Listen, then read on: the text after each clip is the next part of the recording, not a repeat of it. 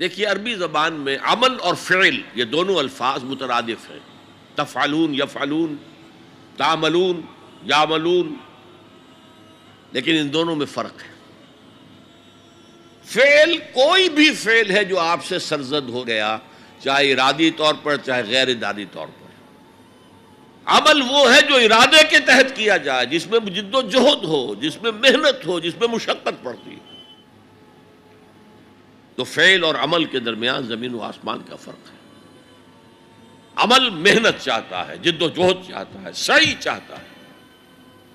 اور صالح سے مراد کیا ہے؟ باصلاحیت، جس میں گرو کرنے کی صلاحیت ہو، صالح۔ اس عمل صالح جس سے کہ انسانی شخصیت نشو و نما پائے، اس کی انٹرنل پرسنالٹی، اقبال کے اصطلاح میں اس کی خودی، اس کی انا، اس کی ایگو، اس کی روحانی شخصیت ترقی پائے، نشو و نما پائے، بلندی پر جائے، اس مقام کو حاصل کرنے کی کوشش کرے کہ جس مقام پر اللہ نے انسان کو پیدا کیا تھا۔ والتین والزیتون وطور سینین وہذا البلد الامین لقد خلقنا الانسان فی احسن تقویم، بہترین سطح پر پیدا کیا، مسجود ملائک بنایا، اپنا خلیفہ قرار دیا۔ ثم رددناہ اسفل سافلین، پھر نیچوں میں سب سے نیچے پھینک دیا۔ فرشتے ہم سے اونچے، جنات بھی ہم سے اونچے۔ جنات کہاں کہاں تک جاتے ہیں؟ میرا یہ خیال ہے کہ کم سے کم سولر سسٹم تک تو جنات کی رسائی ہے، آگے ہے یا نہیں مانی کہہ سکتا۔ لیکن یہ انسان اب محنت کرے گا۔ نیچے اگر پھینک دیا گیا تھا الا الذین آمنوا وعملوا الصالحات، جو ایمان لائیں گے اور نیک عمل کریں گے وہ پھر ریگین کر لیں گے اپنے اس مقام کو جس مقام پر انہیں اصلاً پیدا کیا گیا تھا۔ اور جو لوگ اس مقام کو حاصل نہیں کر سکتے ان کے بارے میں قرآن کہتا ہے اولئک کالانعام، سورہ اعراف میں، یہ چوپایوں کے مانند ہیں، حیوانات ہیں، بل ہم اضل، بلکہ ان سے بھی گئے گزرے ہیں۔ کیوں؟ حیوان کو جس سطح پر پیدا کیا گیا اس پر اپنی زندگی گزار رہا ہے، اس سے اوپر کی کوئی صلاحیت دی ہی نہیں گئی۔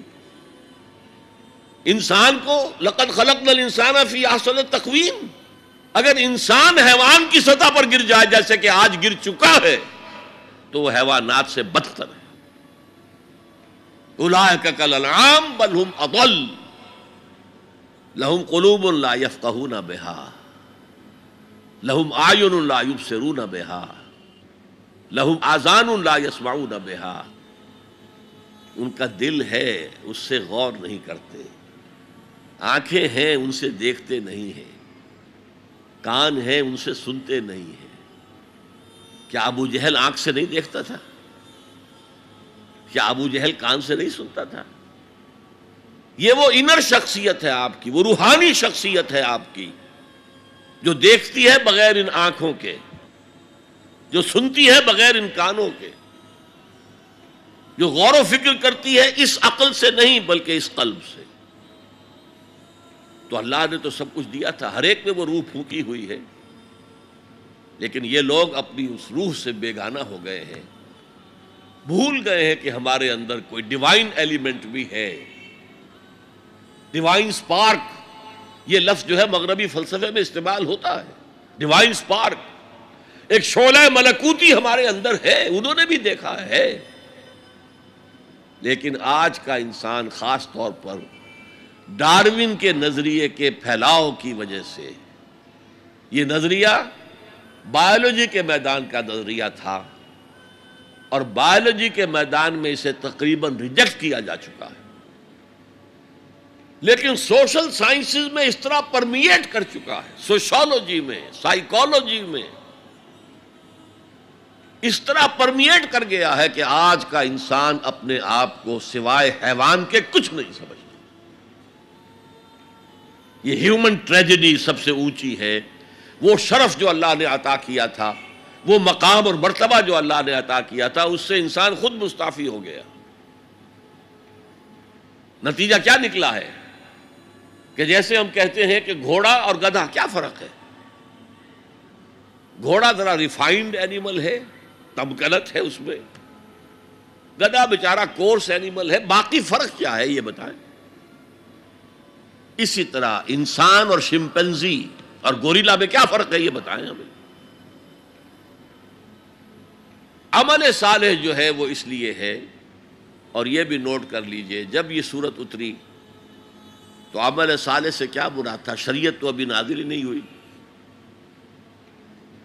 عمل صالح ایک ہی تھا، ایک ان الذین قالوا ربنا اللہ ثم استقاموا، جنہوں نے کہا ہمارا رب اللہ ہے پھر جم گئے، چاہے مارا جا رہا ہے، چاہے دہکتے ہوئے انگاروں پر لٹایا جا رہا ہے۔ خباب بن الارت رضی اللہ تعالی عنہ لوہار تھے پیشے کے اعتبار سے، بلایا گیا، حضور پر ایمان لے آئے تھے، انگارے زمین پر بچھا دیے گئے، دہکتے ہوئے انگارے، کہا اتارو کرتا، اتار دیا، لیٹ جاؤ، لیٹ گئے انگاروں کے اوپر، اس لیے کہ حضور کا حکم یہ تھا چاہے تمہارے ٹکڑے کر دیں، چاہے تمہیں بھون دیں، تم نے کوئی جوابی کارروائی نہیں کرنی، کفو ایدیکم، اپنے ہاتھ بندے رکھو۔ قرآن میں تو یہ کہیں جا کر سورہ نساء میں حکم آیا ہے، میں حکم تھا کہ اپنے ہاتھ روکے رکھو، مکے میں یہ حکم حضور نے، لہذا لیٹ گئے، پیٹھ کی کھال جلی، چربی پگھلی، اس سے وہ انگارے ٹھنڈے ہوئے۔ ان الذین قالوا ربنا اللہ ثم استقاموا، پھر جم گئے۔ یا صرف ایک عبادت دی گئی تھی، راتوں کو کھڑے رہا کرو، یا ایھا المزمل قم اللیل الا قلیلا نصفہ او انقص منہ قلیلا او زد علیہ ورتل القرآن ترتیلا۔ اے کمبل میں لپٹ کر لیٹنے والے صلی اللہ علیہ وسلم، کھڑے رہا کرو رات کو سوائے تھوڑے سے حصے کے، نصفہ، آدھی رات،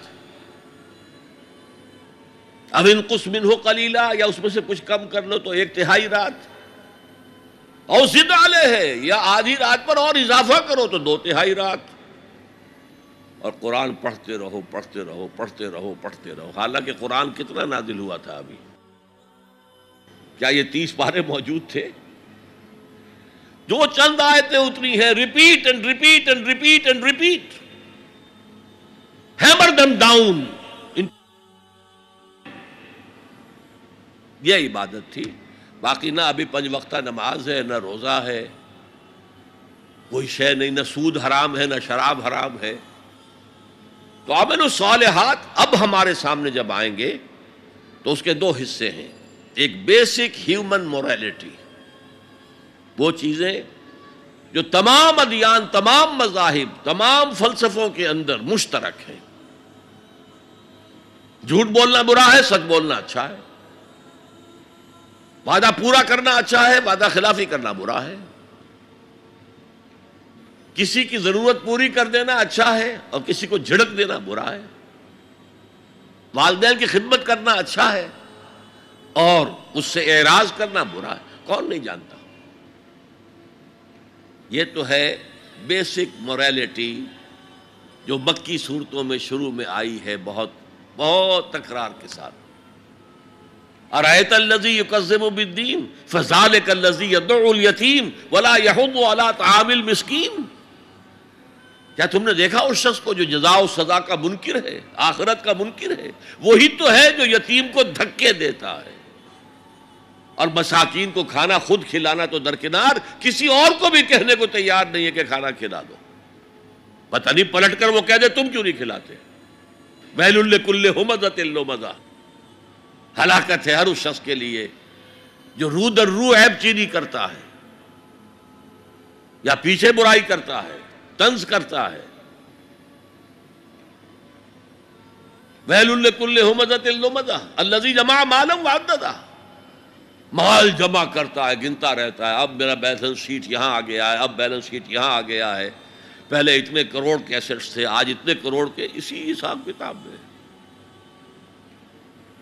بیسک ہیومن موریلٹی اور شریعت آئیں گے، اب وہ شریعت پوری ہو چکی محمد رسول اللہ صلی اللہ علیہ وسلم پر، اب ہمیں اس پر عمل کرنا ہے، اور یہ کوئی بوجھ نہیں ہے، یہ ہماری شخصیت کی نشو و نما کے لیے ہے۔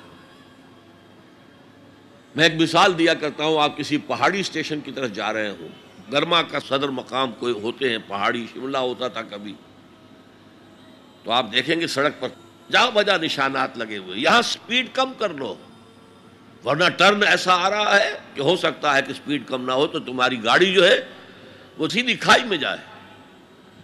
تو یہ جو کوشنز ہیں یہ اس کی بھلائی کے لیے ہیں۔